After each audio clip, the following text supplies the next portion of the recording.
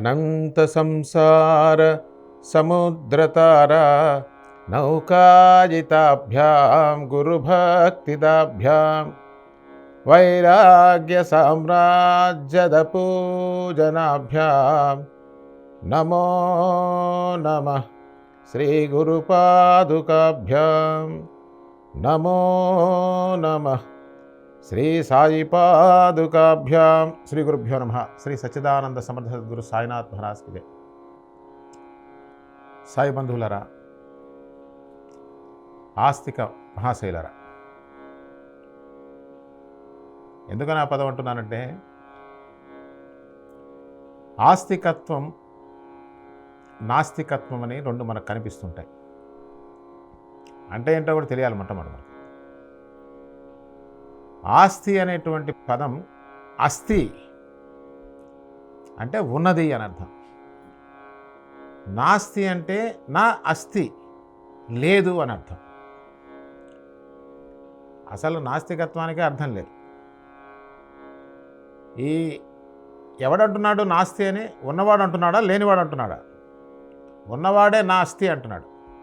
వాడు ఉండి నాస్తి అంటాడేంటి? అంటే చదవేస్తే ఉన్నమతి పోయిందని చెప్తారు మనకి.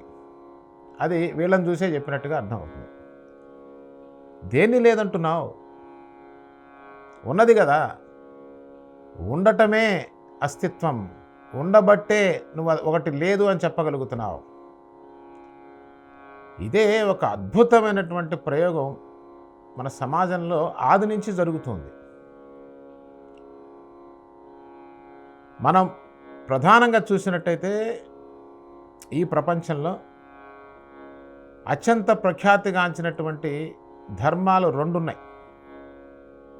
అంటే మిగతా ధర్మాలు ఉన్నాయి, అది క్లియర్ కట్గా తెలిసిపోతుంది. దాని గురించి మనం ప్రస్తావించాం. జ్ఞానానికి బాగా సంబంధించినటువంటివి రెండు కనిపిస్తాయి మనకి. ఒకటి ఋషి దర్శనం. దానికి చక్కగా చెప్పాలంటే ఈ వేరు పేర్లన్నీ కూడా పాడు చేశారు.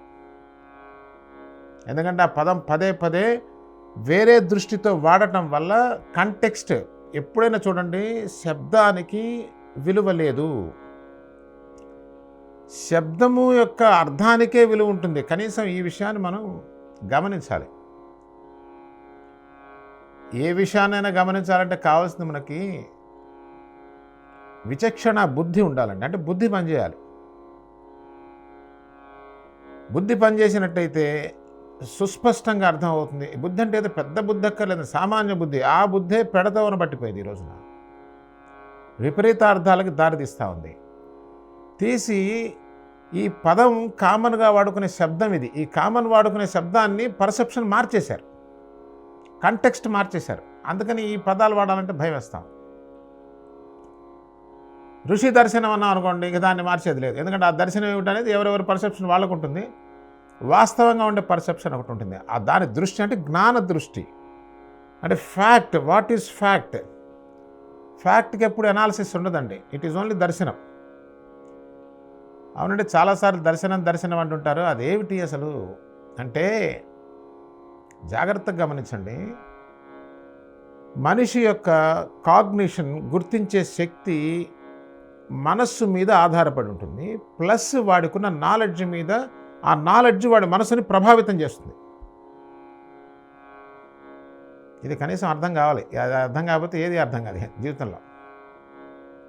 ఇటువంటి సామాన్య విషయాలు కూడా అర్థం కావట్లేదు. కాబట్టే మనిషి జీవితం ఇంత అస్తవ్యస్తంగా ఉంది. సృష్టిలో ఎన్ని వేల కోట్ల జీవరాశులు ఉన్నాయో అన్ని జీవరాశుల్లో కల్లా అత్యంత డమ్మెస్ట్ లైఫ్ ఏంటి అంటే మానవుడే. అందులో సందేహమే లేదు.